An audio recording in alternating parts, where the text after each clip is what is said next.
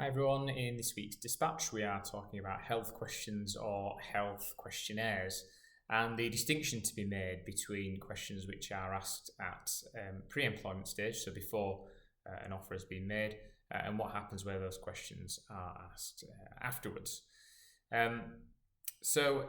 Before a job offer has been made, it is unlawful for an employer to ask an applicant questions about their health other than in fairly specific circumstances. So that is where the employer is assessing whether adjustments might need to be made for the purposes of an interview, or whether the questions relate to an intrinsic function of the role. So an employer must be asking if there is a particular condition which might impact on the ability to perform a specific part of the role itself.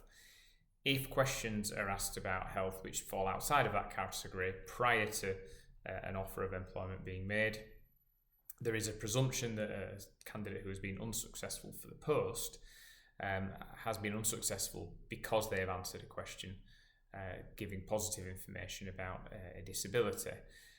So what happens if those questions are asked after an offer has been made? It is the case that as part of the induction process, many employers will issue a health questionnaire which asks certain questions about conditions.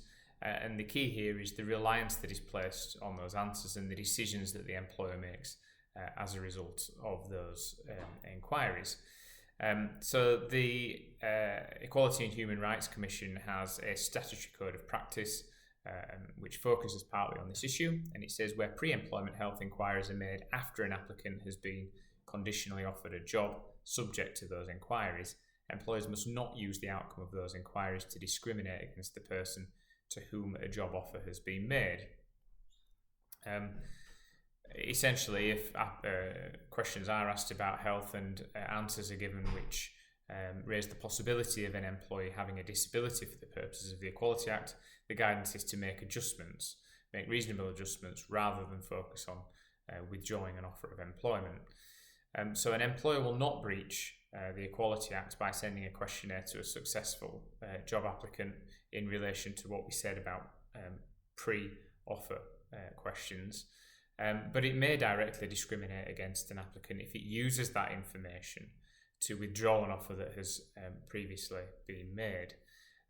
So there is an example again given in the EHRC code, which is that an applicant has been made a job offer, they issue a health questionnaire about various conditions, and an employee discloses that they've suffered from stress-related illness in the past.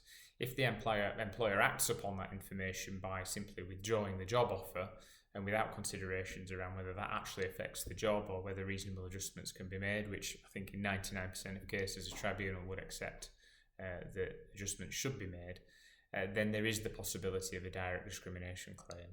So we're just highlighting in this video that there are particular provisions in the Equality Act around pre-employment health questionnaires. Once an offer has been made, that does not mean that the employer is entitled to act in a discriminatory manner where further questions are asked around health. If you do need any further assistance in this area, or indeed anything employment law related generally, please do get in touch. Visit the website chadwicklawrence.co.uk or email employmenthub@chadlaw.co.uk. Thank you.